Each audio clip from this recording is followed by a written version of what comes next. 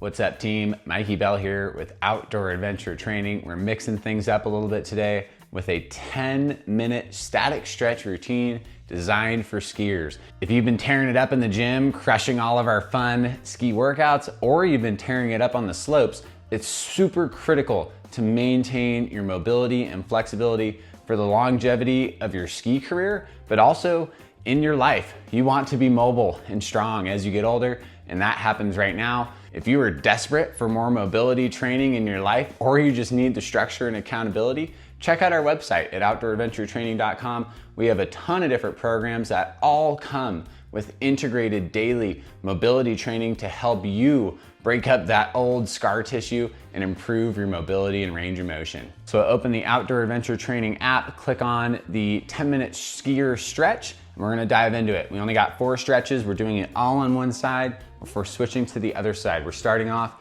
in a standard low lunge. So from a tabletop position, I'm bringing one foot forward and just sinking into the hips. So this is where maybe having a foam roller or some blocks to keep yourself up a little higher if you can't reach the floor, certainly a great idea. But other than that, we're just breathing, relaxing, letting those hips open up. There's a lot of science behind the benefits of static stretching and the effect it has on our nervous system. The most important thing with static stretching is to just hold the pose, breathe, and get out of your own way.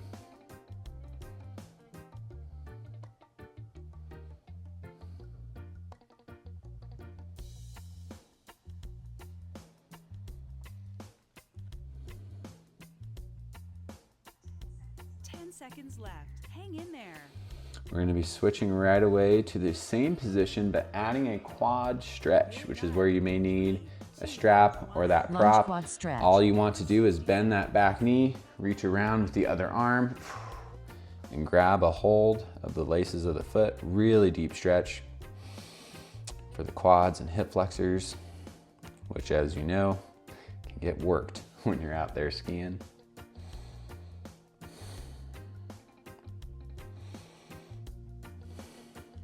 Stay with your breath.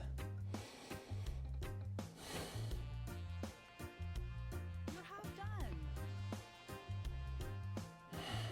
Try to keep that chest up the best you can. Imagine breathing into that area where you feel the stretch the most.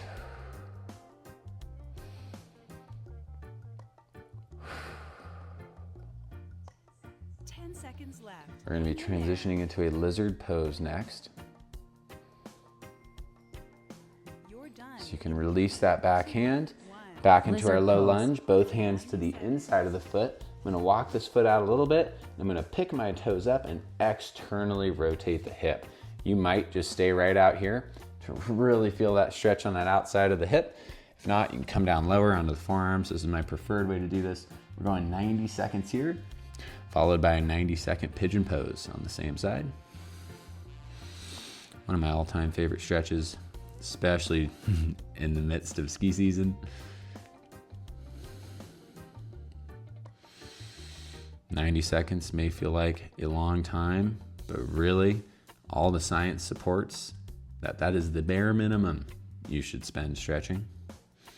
This 10-minute routine might be a good way to reintroduce yourself to static stretching. However, we need more time than 10 minutes to truly meet those flexibility and mobility goals. This is a great place to start.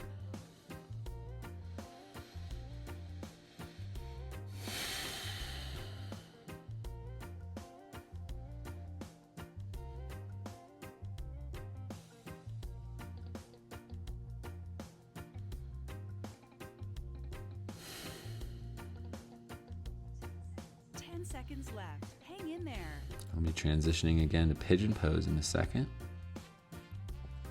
So to do that, we're gonna come up back onto our palms, and I'm gonna heel toe, walk my toe across to the other side of the mat. I'm trying to drop this knee down to the floor. Now you may find you just wanna stay here, or you can lean forward. You can also use a block or a towel, a sweatshirt to pad that hip if your hip is really high off the ground. If not, I'm just gonna slowly lean forward. Let it hang here. I do want that shin as close to parallel as I can keep it.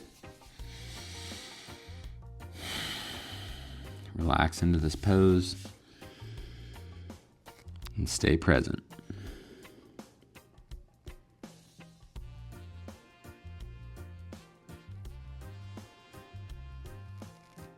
You're half done.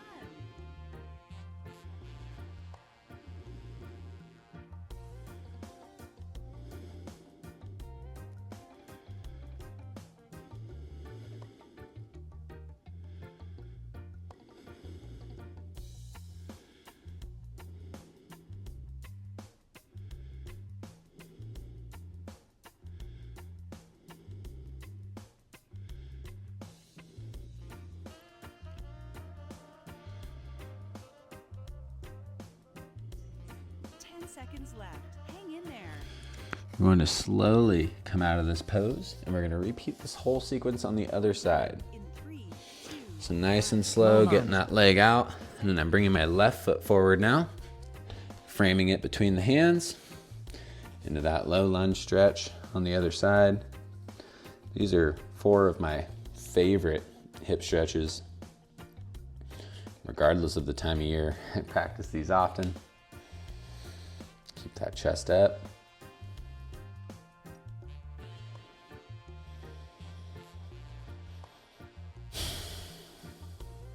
you're half done.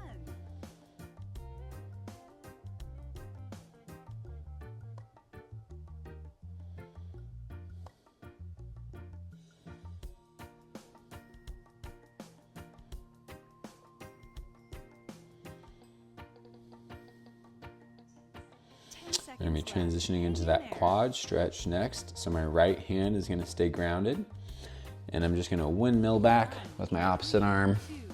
Let that foot come to me. If you can't reach this or it's not accessible, just continue holding that low lunge. That's really the only way to get there, is to keep stretching out those hips. If not, this is an amazing stretch. Get deep into the quad. I'm not really pulling with a ton of force, just kind of letting that foot push into my hand.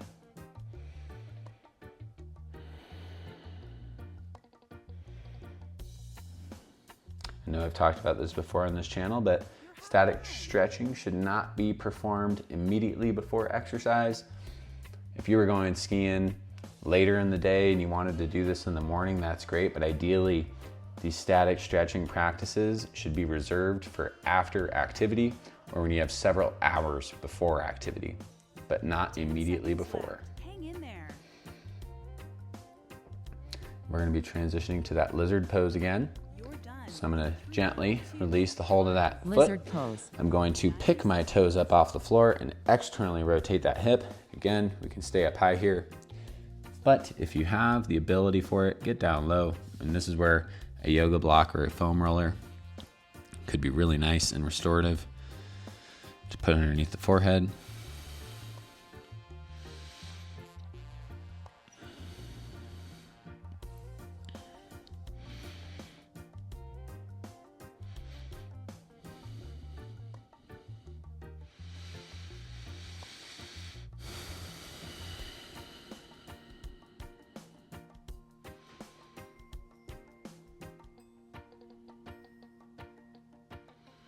You're half done.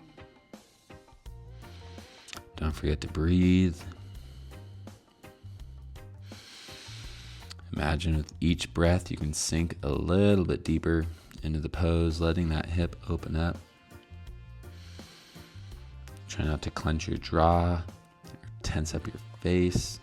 Just relax.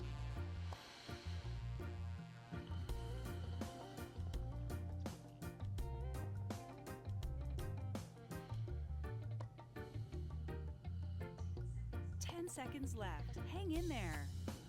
Now we're going to be transitioning to that pigeon pose. This is our final stretch. So back up onto the hands. I'm going to heel toe my way across the mat. I'm going to sink that knee down towards the floor, trying to square off my hips, meaning I'm not opened up too much. From right here, I'm going to do my best to lean forward. My left side is usually tighter than my right. Feeling it today. Stay relaxed, breathe. Final one.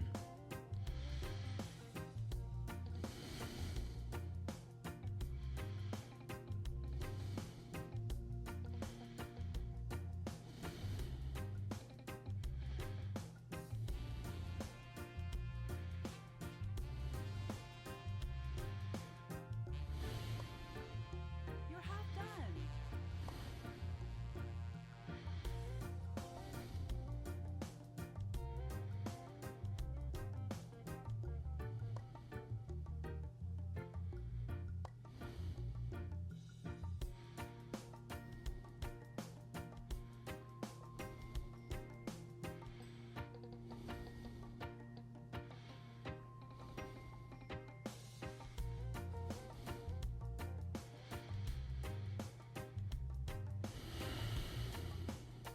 Seconds left till the end.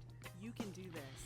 We're gonna come out of this pose very slowly, slower than you think you need to. 2, 1. Nice and easy. Get that weight back into the hands. Press out of it in any way that you need to.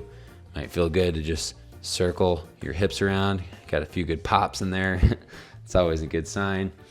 Great job. Hopefully that wasn't too hard. If that was unbelievably difficult, you definitely need some support with your mobility training. Don't give up. It's a process. It's a journey. In a lot of ways, I think the mobility training is harder than actually hitting the workouts because it's a little bit of delayed gratification. So we definitely encourage you to return to more of our mobility videos. Check out our training programs at outdooradventuretraining.com. We are oh so grateful for all of your support, and we'll see you here next time at Outdoor Adventure Training.